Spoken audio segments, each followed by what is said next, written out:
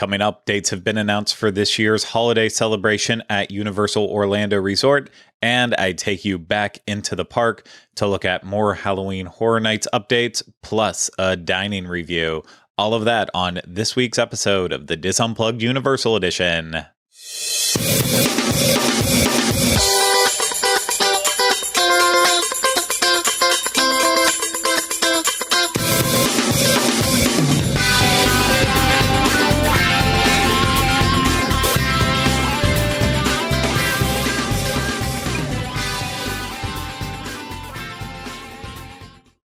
Hello, everyone. Welcome to this week's episode of the DIS Unplugged Universal Edition. I'm your host, Craig Williams, and this week I'm all alone because Rhino is already on the way to Vancouver for our upcoming Alaskan cruise.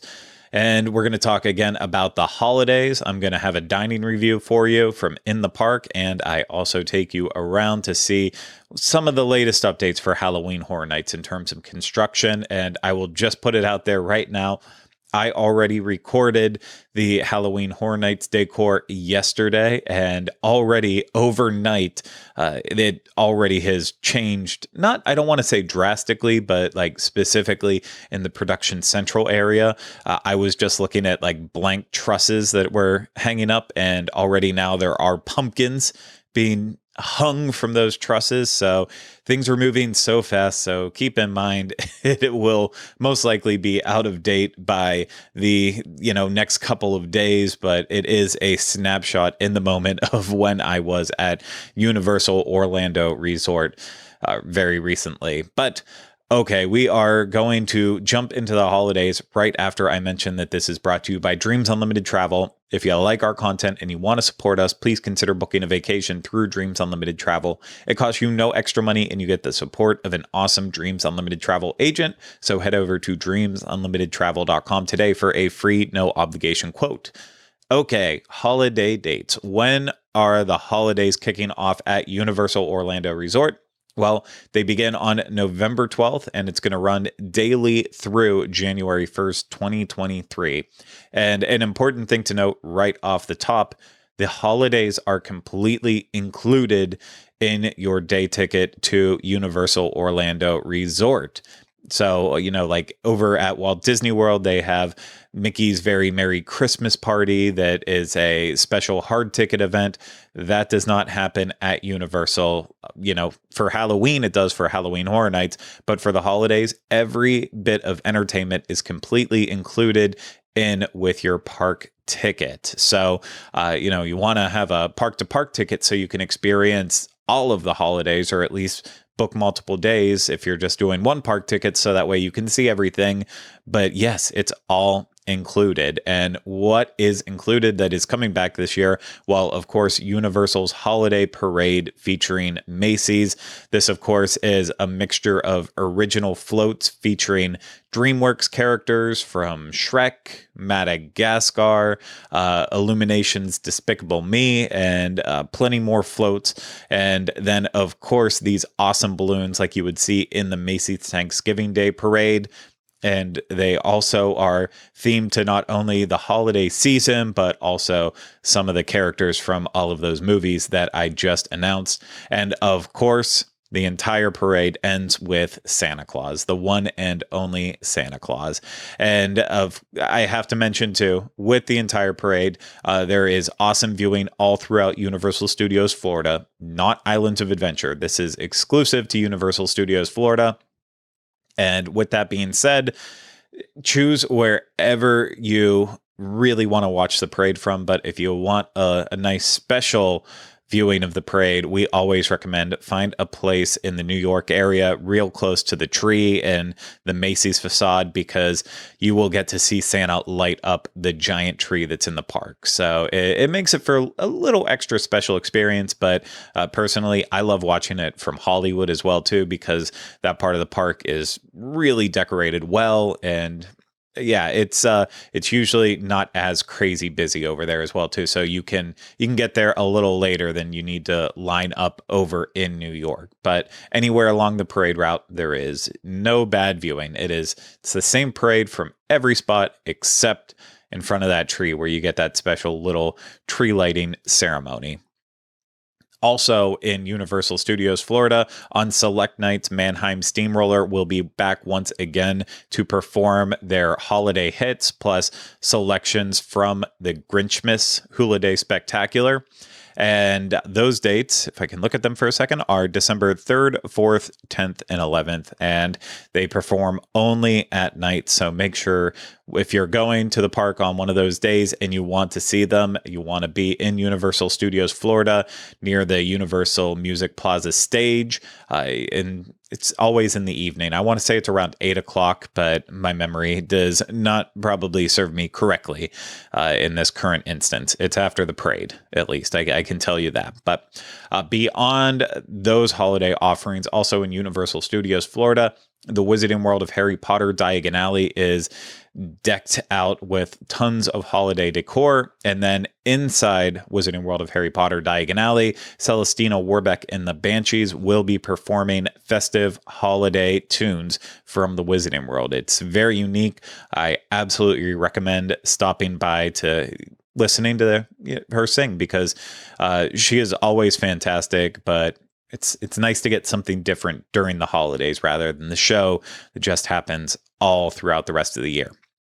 And then it wasn't mentioned technically in Universal's release about the news, but the Blues Brothers always usually put on their holiday review as well. It's never in any of the announcements, but during the holiday season, they just change up their set list to be heavily revolving around Christmas music. And it's also worth seeing as well, too, if you're looking for extra festive fun. And of course, I'm sure there will be a tribute store inside of Universal Studios Florida as well for the holiday season. And there will probably be treats. There will be lots of merchandise, and who knows what else will be with it. But I would expect that. It wasn't in the announcement, but it's going to happen. It always happens. Why wouldn't it happen this time? But moving over to Islands of Adventure, of course, the entire park is decorated for the holidays. You'll find lots of Christmas decorations everywhere, but the area that gets the most love is Seuss Landing, and that is because of the one and only Grinch, of course, and the Grinchmas Holiday Spectacular will be back once again, so it will give you an opportunity to see a live retelling of Dr. Seuss's How the Grinch Stole Christmas. And not only that, it features that music from Mannheim Steamroller, and yeah, you get to see the Grinch. Or if you want to see the Grinch, you can also do one of the meet and greets that they have inside Seuss Landing, so you can actually get a picture with the Grinch, in case you just don't want to see him in his performance. But there's also always Who's all around Seuss Landing during the holiday time. They freak me out a little bit. I will not lie about that, but they are very interactive and they are always having a good time. So what else could you ask for from a Who? I'm not quite sure. Then back in the Wizarding World of Harry Potter, Hogsmeade, they also have tons of decorations, special decorations for the Wizarding World. And if you want to check out holiday entertainment, the Frog Choir actually also performs a special holiday set that is different from their normal arrangement of music. But at night, you want to catch the magic of Christmas at Hogwarts Castle. It is the projection show that is just absolutely stunning and beautiful. Of all of the projection shows that they do in the Wizarding World, it is by far my favorite. You know, it's not like over the top Christmas holiday oriented. It just has that nice light touch in the snow falling on the castle. It is absolutely perfect. So that is the highlights for what to expect at Islands of Adventure. But of course, there will be holiday fun in Universal City Walk and all throughout the different resort hotels. So all of those details will be coming in the future, plus, more details about merchandise, food, and beyond. So stay tuned for so much more on that.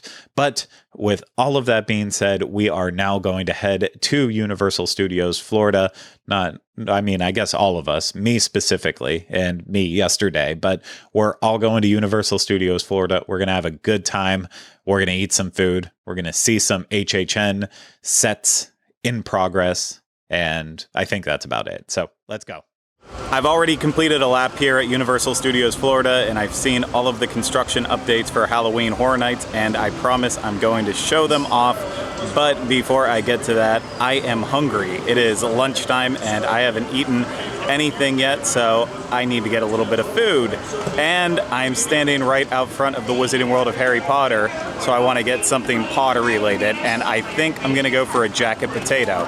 It's at the stand in the London area that's right across the way from Grimmauld Place, and I don't think we've ever actually reviewed it before, so obviously we'd be able to get more than one if Rhino was here with me, but since I'm solo, I'm just going to pick whatever one sounds best to me and go from there. So let's go ahead, get a jacket potato, see how it is. I had a hard choice to make, but I chose what seemed best to me, and that was the shepherd's pie jacket potato.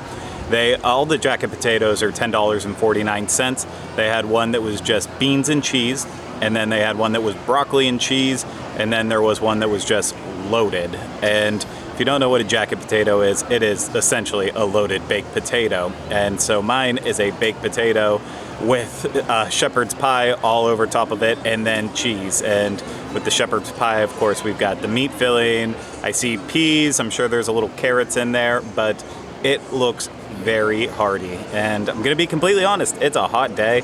I don't know if a loaded baked potato was the best decision, but it looks absolutely delicious. I have not had the shepherd's pie jacket potato before, and I'm very excited to try, and I will eat as much of it as I can. I'm going to try to not spill it all over me at the same time too. So here goes nothing.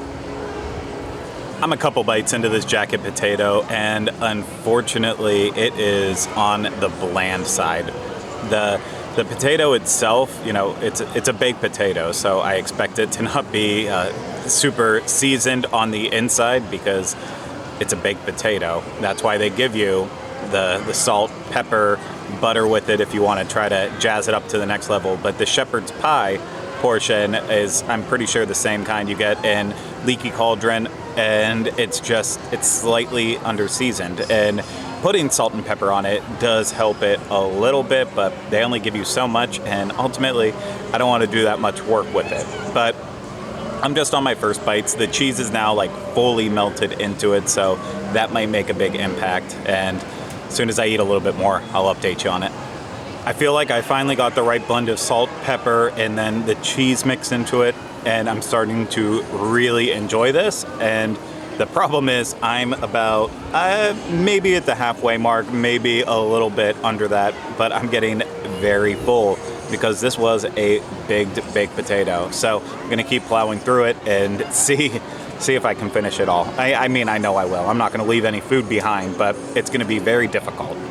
I'm finished with my shepherd's pie jacket potato, and I'll say it was good, and I overall really enjoyed it. I'm extremely full, so for $10.49, the amount that you get is obviously very, very good. It is definitely a good deal for what you're spending. I love the fact that the jacket potatoes, you have two options to get vegetarian versions with the beans one and then also the broccoli one. So it's a good spot if you're not a meat eater, that you can still have something. And yeah, overall, even though I had to add the salt and pepper, I still think I would recommend it. I wish it just was a little bit more flavorful, but it still really hit the spot for me today. The only other thing I would say about it is I wish they had more seating in the Wizarding World area directly, because this is not a grab and go type meal. This is definitely one that you have to sit down and eat with a fork and a knife. So your options basically are find a bench and then cut it all up on a bench. You can also head over to Springfield, use that seating area. You can go to the Kids Zone area, use that seating area. Or you can do like I did and head to San Francisco, and there's seating right like on the other side of the Lombards, still very close to the Wizarding World of Harry Potter. But yeah, you need to find a place to sit down if you're going to eat these jacket potatoes. And yeah, I don't think you can go wrong with them. So 11 and change if you don't have an annual pass. If you do have an annual pass, it's under $10 for it. So can't really go wrong, just like the crepes, because those are also a very good deal, as we talked about recently. But it's time to look at all of the Halloween Horror Nights construction. So I'm going to pop in San Francisco and kind of zigzag my way through the park. We'll take a look at everything. Standing out front of the exit of Fast and Furious Supercharged, there is no longer just scaffolding. It is now a complete set. and it looks like there will be a big show element on this stage. There's a cauldron on the left side. There's all these markings that are carved into the stone. A big giant door, like a horn sticking out of it. A very menacing eye over top of the door, all carved into the stone. I mean, this thing looks creepy. Looks creepy for sure. And it definitely has that like witchcraft feeling to it, but also like ancient mystic arts, I guess is the best way for me to put it, considering I know nothing about anything. But I'm definitely impressed with the look of this scare zone here in San Francisco. We are now circling back around the Wizarding World of Harry Potter and heading towards Springfield, USA. And along the way, we have some food booths set up to look at. We love a good themed food booth. On the way to Springfield, USA, on the bridge, there is a giant pumpkin booth. And when I mean a giant pumpkin booth, I mean it is a giant pumpkin, and I absolutely love it. Last year, this was the booth that was featuring Wicked Growth style food, which was also pumpkin oriented. So if this is just pumpkin stuff again, I will be very, very happy. Just in front of Doc Brown's train, right as you exit Springfield, USA, or when you're entering, I guess, depending on which way you're going, there's another food booth set up. There is a bunch of blood smears all over it.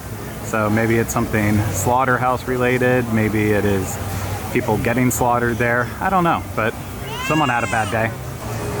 There's another booth set up in front of the Kids Zone Pizza Company, and I don't quite know how to describe it because it has like a very gothic church feel, but it's more than that. It's like worn stone, and above where you would pick up your food at, there's like a marking on it that's a skull with a bat, and then more characters that I just don't even know what they're from. When I mean characters, I mean like carvings, writings. And then on the sides and up above, there's this like stained glass look to it, which that's what gave me the impression of a church, but then it almost seems like it's where a mad scientist would be, or maybe a wizard or something doing lots of weird experiments and stuff, because I don't even know how to describe what I'm looking at. There's like, it looks like they're either lanterns or jars that are illuminated, but either way, it feels like some wizardry, but not like the kind you'd see in the Wizarding World of Harry Potter. The next booth in front of Animal Actors is a lot easier to describe because it is just a giant wooden structure. There are 3 scarecrows with pumpkin heads and then a very ominous pumpkin character right in the middle of it. So yeah, very, very easy to describe compared to the last one. Walking through Central Park now, and the last time I was here looking at all the updates, I would say that this was one of the least developed for Halloween Horror Nights so far, and I would still say that's the case because nothing has changed, whereas in all of the other different scare zones, they have seen updates. So maybe they've added a couple more lanterns in here, but in terms of big changes, there's nothing. But still have that stage set up right as you enter or right as you exit, and that second level with the ladders to get up there. But that's it for Central Park. It's very noisy in Hollywood because Despicable Me characters just came out, so I'm actually going to change my course and I'm going to head up to New York and check out what's been changed there. Marilyn Monroe is finishing up her thing down at the end of New York, so we'll try to take our time on the opposite end and see what we can see around here. And I know there are a couple things right away to point out. Some may be exciting, some maybe not. But the first thing I'll walk towards is this little setup here on the corner. We've got more hay, and then there is something that has a tarp over it. I'm not sure what it is. Maybe someone else has already seen it before. I haven't. So for me, it's just a tarp. And then across the way in the Sting Alley area, we have what appears to be an actual butcher shop this time. So unlike the one I saw over near Kid Zone in Springfield that just had blood stains all over it. This, we actually have meat, which for me would imply this is definitely going to be a food booth set up around a butcher shop. And this is in Sting Alley area in New York, so we'll actually go a little bit further in so we can see more of the booth set up. But it is just right around the corner here, and all the food prep area is there. We got more meats in the counter. It's gonna be a nice little booth back here, tucked away. A prop has been added to the little set in front of Revenge of the Mummy, and I'm not getting my hopes up, but again, it has a tarp over it, and to me, it looks like it could be maybe some sort of animal, maybe a mini horse, a little Sebastian. That would be super, super exciting, but just have to wait to see when it's uncovered. And speaking of Revenge of the Mummy, as you can tell, it is still not open yet. One day, maybe, one day. End of summer. In front of the tribute store area where the tractor ran into the tent and knocked everything over, there is now a tarp that I'm assuming has a body under it, probably flung over from the accident. But that's just a guess. I don't know who else would be driving the tractor into the tent, but it's probably a body. The judge's booth has not changed at all from last time I was here looking at everything, but another new addition is just off to the right side of the judge's booth, and that is a truck that has the Major Sweets Candy Company logo on the side. So big truck, just parked here off the side. Wonder if they have anything to do with what's happening in this zone? Probably. I mean, with the terror and madness that's happened in the zone. The summer tribute store in the theater has sadly closed, but because it is closed, that means soon we will have the Halloween Horror Nights tribute store. Very, very exciting. There are 2 more booths set up in New York, and they are pretty nondescript as far as things go. Like, there's one here that just says trick or treat at the top, has like 2 menacing eyes and then a giant menacing mouth in the middle. Usually there are more off to the side. Right now that it's all construction walled off right around the holiday store and moving all the way up towards Revenge of the Mummy area. So hopefully that comes down and they'll be able to shove more booths in there, or maybe that's part of why having the extra one in New York in the Sting Alley area. I'm not quite sure. Well, I just have to wait and see. And the other is the exact same nondescript architecture that's the, or the brick. I almost said stone, but brick at the bottom and then the siding. And this one has what looks to be like trapped souls trying to get out through a window. Person reaching out from the dead, maybe. A very kind of blurred image of what looks like to be a person lit trying to find their way out of a bed sheet. I really have no idea what's happening here. Scaffolding is now set up in Production Central for the first scare zone that you'll hit if you're heading straight back into the park, in between Despicable Me, Minion Mayhem, and what used to be Shrek. Now we are going to loop around to Hollywood, and we're gonna wrap this up. Upon first glance, nothing really changed in Hollywood until you really start looking into the details here in Nettlewood Cemetery. So what I mean by that is they've added all this extra detail around the structures and sets that have already been here. Vines that are dying. That's basically it, but we'll go through it all. So that's what you see in the first entrance. And then that's exactly what you will see again as you start making it towards the next set. I don't feel like this little pot planter was here on the side before of a woman holding a small pot. It might have been and I just didn't notice it.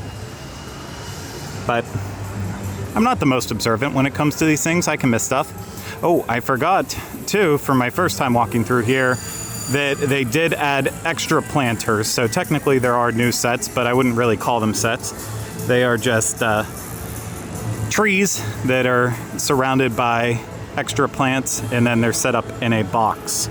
So those have been added. So everything is very foliage based that has been set up in here now, and I count at least 2 of those trees set up in here. But yeah, they've added so much detailing to the sets that were previously here. We got some pine going on. Love a good pine.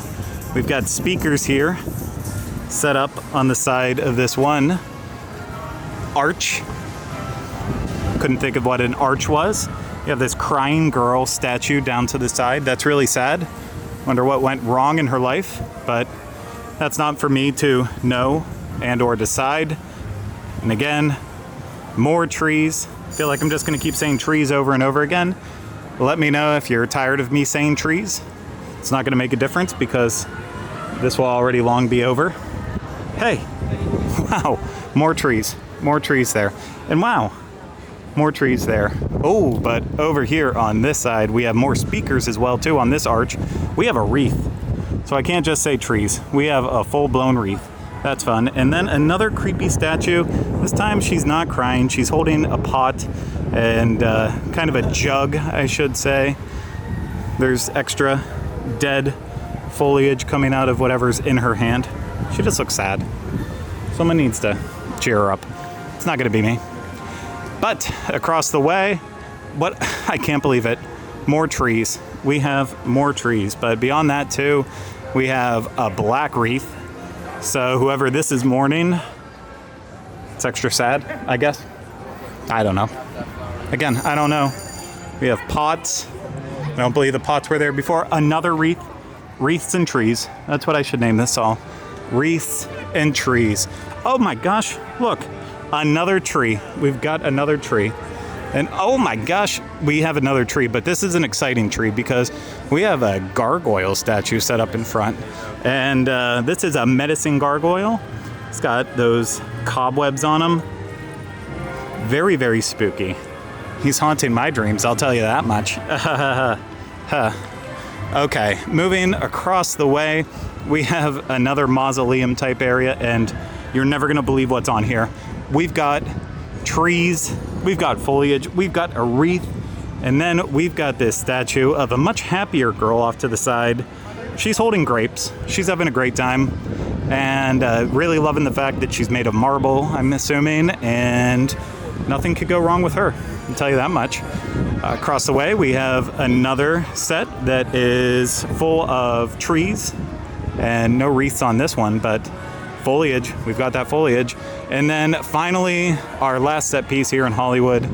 You'll never believe it. We've got trees and we've got foliage. Trees and foliage. And that's it for me here at Universal Studios Florida. It's getting windy. It's probably going to rain, so I'm heading home. And with that, our show is over. So we will see you again real soon with another episode of the DIS Unplugged Universal Edition. If you enjoyed the show and you want to support us, you're watching this on YouTube, please hit the thumbs up, subscribe to the channel, leave comments, questions, and video suggestions in the comments section. And if you're listening to this, please subscribe wherever you listen to podcasts. And if it's through Apple Podcasts, please leave a 5-star rating and review wherever possible. And if you want to support us more, you can always book a trip through Dreams Unlimited Travel. Get a free no obligation quote today at dreamsunlimitedtravel.com. But that's going to do it for me this week. We'll see you again real soon with another episode of the DIS Unplugged Universal Edition. Thank you so much, everyone, for listening and watching. And remember, we still haven't changed the name.